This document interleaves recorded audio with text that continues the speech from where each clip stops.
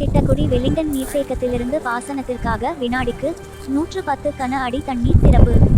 கடலூர் மாவட்டம் திட்டக்குடி அடுத்த கீழ்ச்செருவாய் கிராமத்தில் உள்ள வெலிங்டன் நீர்த்தேக்கத்திலிருந்து கீழ்மட்ட கால்வாய் மூலமாக 6767 ஏக்கர் நிலமும், மேல்மட்ட கால்வாய் மூலம் 17,292 ஏக்கர் நிலமும், மொத்தம் 24,059 ஏக்கர் நிலங்கள் பாசன வசதி பெறுவதற்காக இன்று முதல் 120 நாட்களுக்கு வினாடிக்கு 110 கன அடி வீதம் தண்ணீர் திறக்கப்பட்டுள்ளது.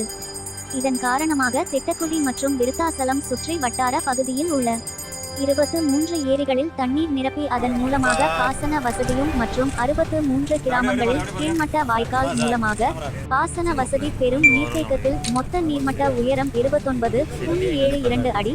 தற்போது நீர்த்தேக்கத்தில் 22.50 அடி தண்ணீர் இருப்பு உள்ள நிலையில் நீர்வளத்துறை அதிகாரிகள் தண்ணீரை திறந்து வைத்தனர்.